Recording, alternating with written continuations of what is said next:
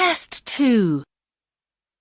You will hear a number of different recordings, and you will have to answer questions on what you hear. There will be time for you to read the instructions and questions, and you will have a chance to check your work. All the recordings will be played once only. The test is in 4 sections. At the end of the test, you will be given 10 minutes to transfer your answers to an answer sheet. Now turn to Section 1. Section 1. You will hear a student talking to the student accommodation officer at a college. First, you have some time to look at questions 1 to 5.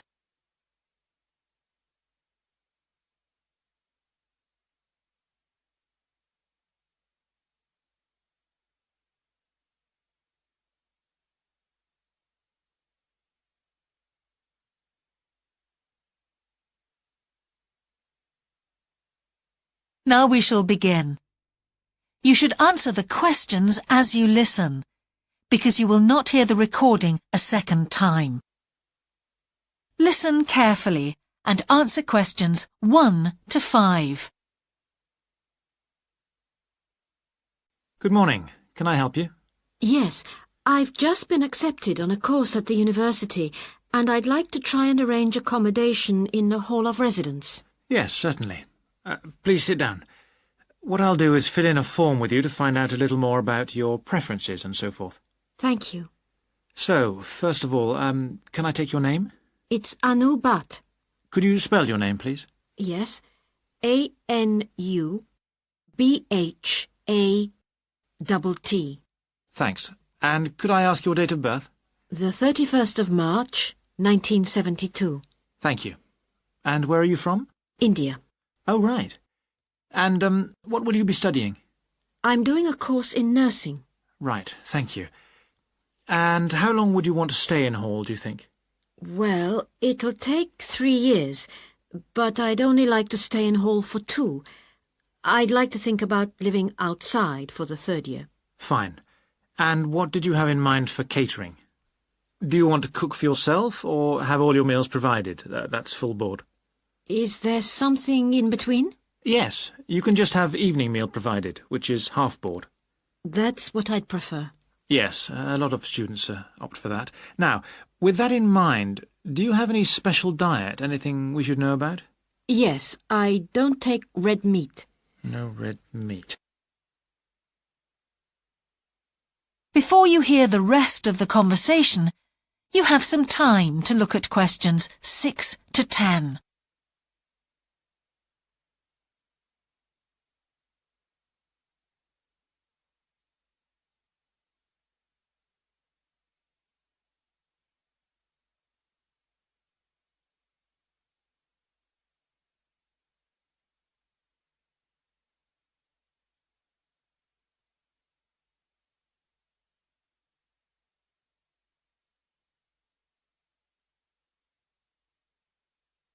Now listen and answer questions 6 to 10.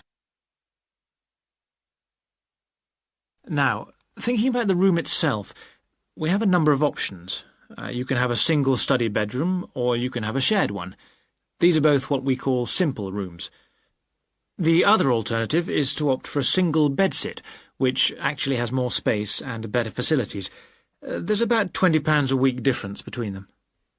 Well, actually my grant is quite generous, and I think the bedsit sounds the best option.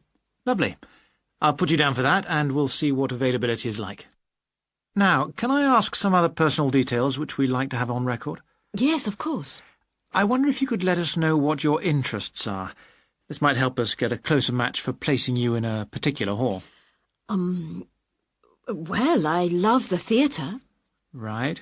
And I enjoy sports, particularly badminton. Ah, that's worth knowing. Now, what we finish with on the form is really a list from you of what your priorities are in choosing a hall, and we'll do our best to take these into account. Well, the first thing is I'd prefer a hall where there are other mature students, if possible. Yes, we do have halls which tend to cater for slightly older students. And I'd prefer to be out of town. That's actually very good for you because we tend to have more vacancies in out-of-town halls. Lucky. Yes. Anything else? Well, I would like somewhere with a shared area, a TV room, for example, or something like that. It's a good way to socialise. It certainly is. That's it. Now, we just need a contact telephone number for you. Oh, sure, I'll just find it. It's 667549. Great. So we'll be in contact with you as soon as possible. That is the end of section 1. You now have half a minute to check your answers.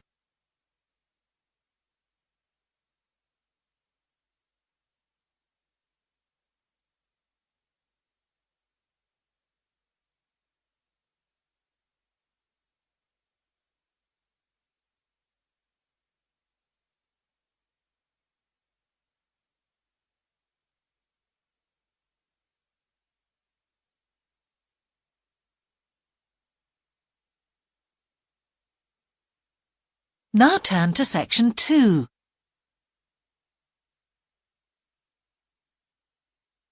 Section 2.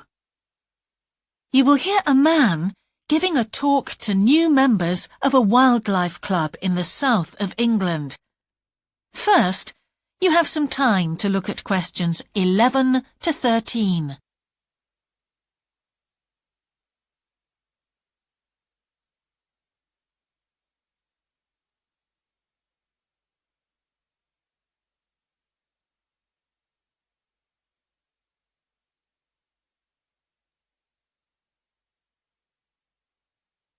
Now listen carefully and answer questions 11 to 13. Hello, I'm delighted to welcome you to our wildlife club and very pleased that you're interested in the countryside and the plants and creatures of this area. I think you'll be surprised at the variety we have here, even though we're not far from London. I'll start by telling you about some of the parks and open spaces nearby. One very pleasant place is Halland Common. This has been public land for hundreds of years, and what you'll find interesting is that the River Ouse, which flows into the sea 80 kilometres away, has its source in the common. There's an information board about the plants and animals you can see here, and, by the way, the common is accessible 24 hours a day. Then there's Holt Island, which is noted for its great range of trees. In the past, willows were grown here commercially for basket making, and this ancient craft has recently been reintroduced. The island is only open to the public from Friday to Sunday because it's quite small, and if there were people around every day, much of the wildlife would keep away. From there, it's just a short walk across the bridge to Longfield Country Park. Longfield has a modern replica of a farm from over 2,000 years ago. Children's activities are often arranged there, like bread making and face painting. The park is only open during daylight hours, so bear that in mind if you decide to go there. Before you hear the rest of the talk, you have some time to look at questions 14 to 20.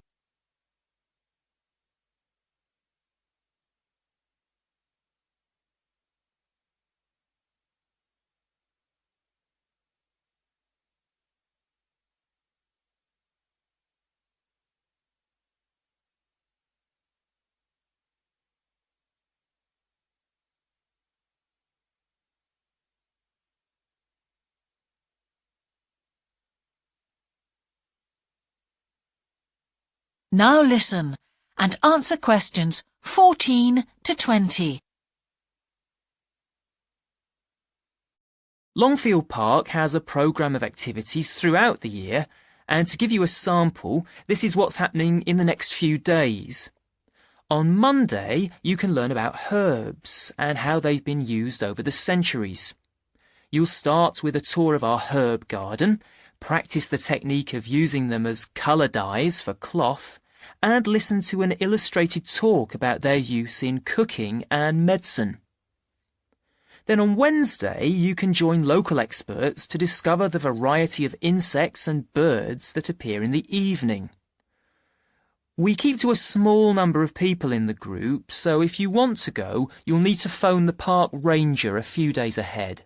There's a small charge which you should pay when you turn up. I'm sure you're all keen to help with the practical task of looking after the park, so on Saturday you can join a working party. You'll have a choice of all sorts of activities, from planting hedges to picking up litter, so you'll be able to change from one to another when you feel like it.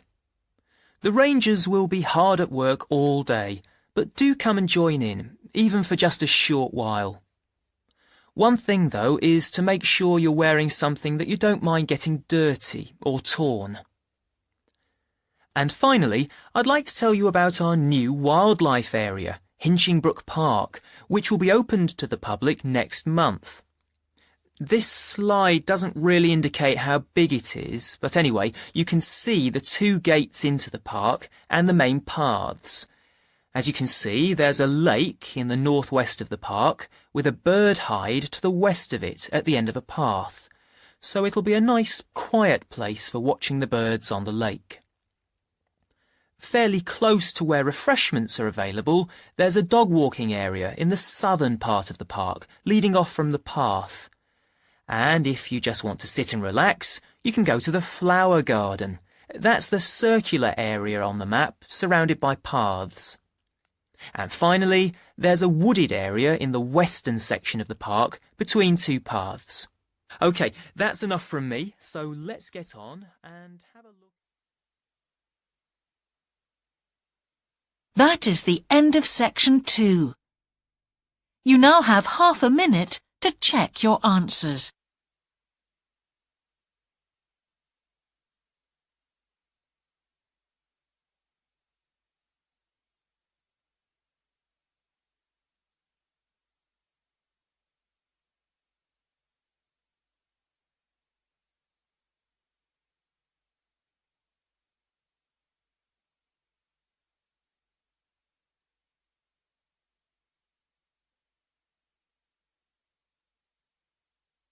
Now turn to section 3.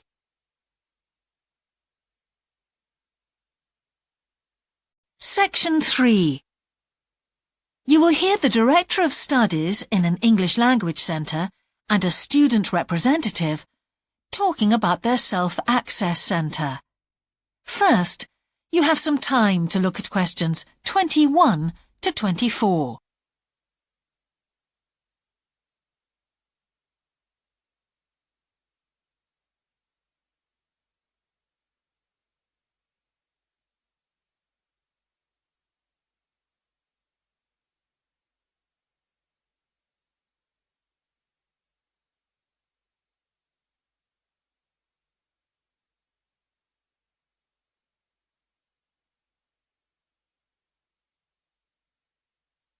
Now listen carefully and answer questions 21 to 24. Hi, Ewan. As you know, I've asked you here today to discuss the future of our Self-Access Centre. We have to decide what we want to do about this very important resource for our English language students. So, can you tell me what the students think about this? Well, from the students' point of view, we would like to keep it. The majority of students say that they enjoy using it because it provides a variation on the classroom routine, and they see it as a pretty major component of their course. But we would like to see some improvements to the equipment, particularly the computers. There aren't enough for one each at the moment, and we always have to share. Well, yes, the teachers agree that it is a very valuable resource. But one thing we have noticed is that a lot of the students are using it to check their personal emails. We don't want to stop you students using it, but we think the computers should be used as a learning resource, not for emails. Some of us also think that we could benefit a lot more by relocating the Self-Access Centre to the main university library building. How do you think the students would feel about that, Ewan? Well, the library is big enough to incorporate the Self-Access Centre, but it wouldn't be like a class activity anymore. Our main worry would be not being able to go to a teacher for advice. I'm sure there would be plenty of things to do, but we really need teachers to help us choose the best activities. Well, there would still be a teacher present and he or she would guide the activities of the students. We wouldn't just leave them to get on with it. Yes, but I think the students would be much happier keeping the existing setup. They really like going to the Self-Access Centre with their teacher and staying together as a group to do activities. If we could just improve the resources and facilities, I think it would be fine. Is the cost going to be a problem? It's not so much the expense that I'm worried about, and we've certainly got room to do it, but it's the problem of timetabling a teacher to be in there outside class hours. If we're going to spend a lot of money on equipment and resources, we really need to make sure that everything is looked after properly. Anyway, let's make some notes to see just what needs doing to improve the centre. Before you hear the rest of the conversation, you have some time to look at questions 25 to 30.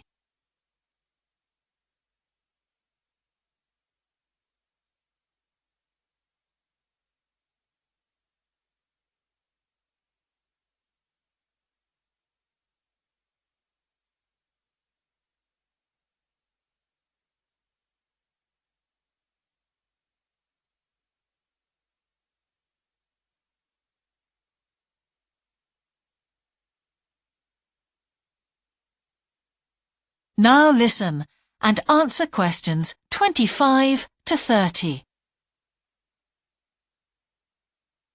Now, what about the computers? I think it might be a good idea to install some new models. They would take up a lot less room, and so that would increase the workspace for textbooks and so on. That would be great. It is a bit cramped in there at times. What about other resources? Do you have a list of things that the students would like to see improved? Yes, one of the comments that students frequently make is that they find it difficult to find materials that are appropriate for their level, especially reading resources. So I think we need to label them more clearly. Well, that's easy enough. We can get that organised very quickly. In fact, I think we should review all of the study resources as some of them are looking a bit out of date. Definitely. The CD section especially needs to be more current. I think we should get some of the ones that go with our latest course books and also make multiple copies. Good. Now, I was also thinking about some different materials that we haven't got in there at all. What do you think of the idea of introducing some workbooks? If we break them up into separate pages and laminate them, they'd be a great resource. The students could study the main course book in class and then do follow-up practice in the Self-Access Centre. That sounds good. OK, now finally we need to think about how the room is used. I'll have to talk to the teachers and make sure we can all reach some agreement on a timetable to supervise the centre after class. But we also need to think about security too, especially if we're going to invest in some new equipment. What about putting in an alarm? Good idea. The other thing I'd like to do is talk to our technicians and see whether we could somehow limit the access to email. I really don't want to see that resource misused. What about if we agree to only use it before and after class? Yes, that would be fine. OK, anyway, that's great for now. We'll discuss it further when we've managed to sort. That is the end of section 3. You now have half a minute to check your answers.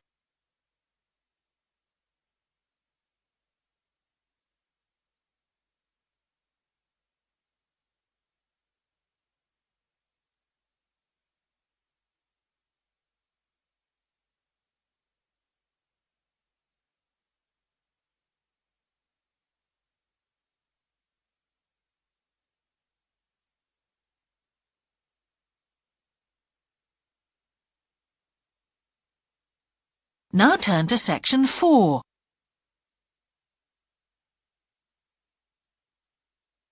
Section 4. You will hear the beginning of a lecture about business cultures. First, you have some time to look at questions 31 to 40.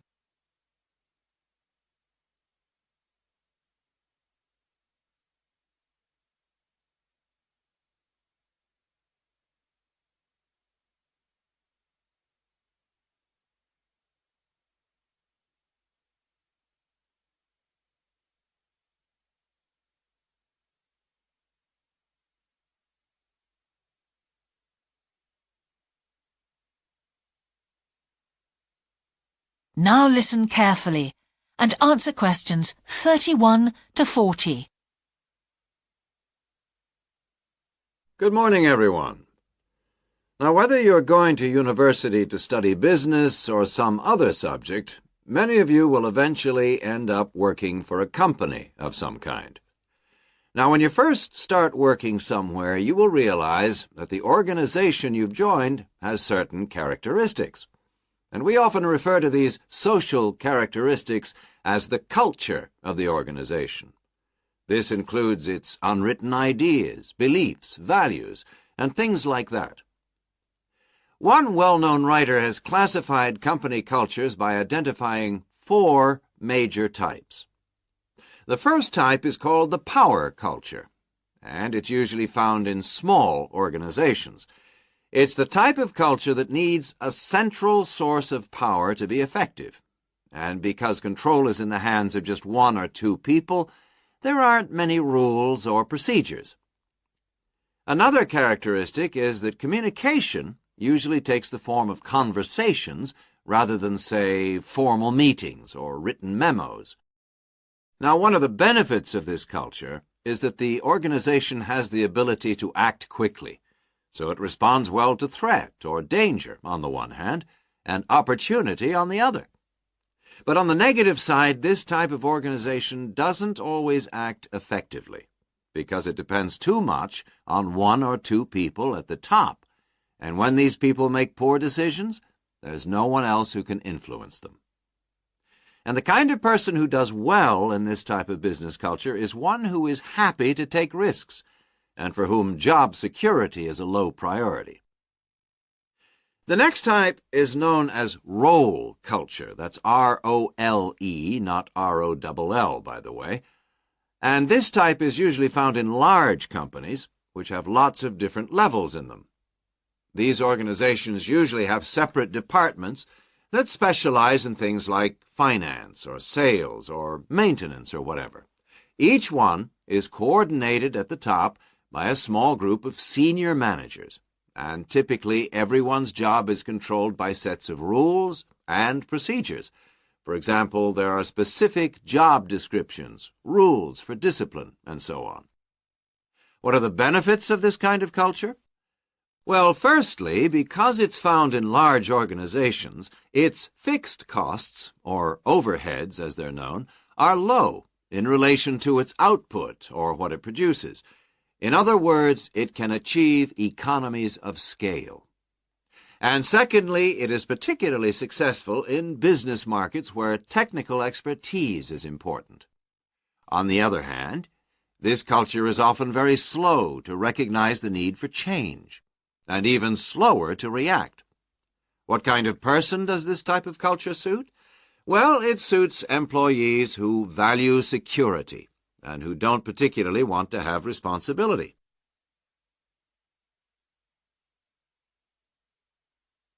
Moving on now to task cultures. This type is found in organizations that are project-oriented. You usually find it where the market for the company's product is extremely competitive, or where the products themselves have a short lifespan. Usually, top management delegates the projects, the people, and other resources, and once these have been allocated, little day-to-day control is exercised from the top, because this would seem like breaking the rules. Now, one of the major benefits of this culture is that it's flexible, but it does have some major disadvantages, too. For instance, it can't produce economies of scale or great depth of expertise. People who like working in groups or teams prefer this type of culture. And finally, the fourth category is called the person culture. This type is quite unusual. That is the end of section 4. You now have half a minute to check your answers.